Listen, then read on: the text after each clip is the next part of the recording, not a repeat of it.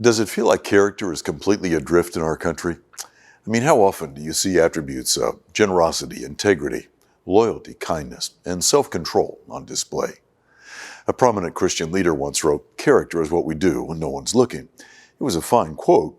The problem was that this particular leader was doing things that he shouldn't do when no one was looking. He lost his job, his ministry, and his reputation. So how can we make sure that that story doesn't become our story? Character drift is exactly that. 100 little concessions where we drift away from God, and we find ourselves in a place far from the person we hope to be. So, what are some telltale signs that our character might be adrift and that we're not becoming who we intended to be? In his excellent book, Didn't See It Coming, Carey Nieuwhof gives 5 telltale signs. Here they are. First, there's a growing gap between your public and private life. That is, you project an external image far from your internal reality. You know, in London, as people board the subway, there's a verbal warning that echoes through the station. Mind the gap. Well, that's good advice for all who begin to see a gap between the way they are in public and the way they live behind closed doors. Secondly, you're hiding things. The gap widens, the truth shrinks, and lies become a normal part of life.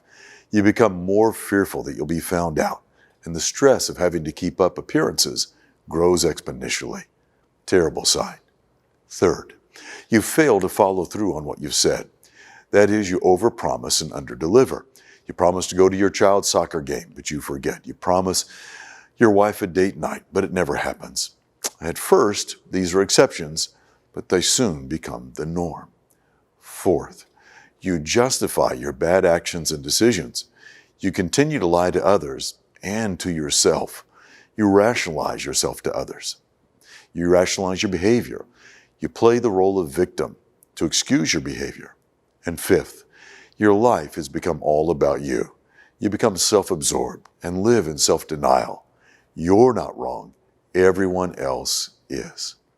Look, if you find yourself heading down the slope of character erosion, then you need to decide right now that this is the time to make a course correction. Stop your behaviors of self-destruction. Reach out to Jesus Christ and find fellow believers who will walk life's journey with you and help you. Maybe you can identify with the words of the Apostle Paul, who said, "Wretched man that I am, who will deliver me from this body of death?" If you can relate to that, then turn to the same source of redemption and deliverance as he did. Thanks be to God, who gives us the victory through Jesus Christ, our Lord. Just a thought.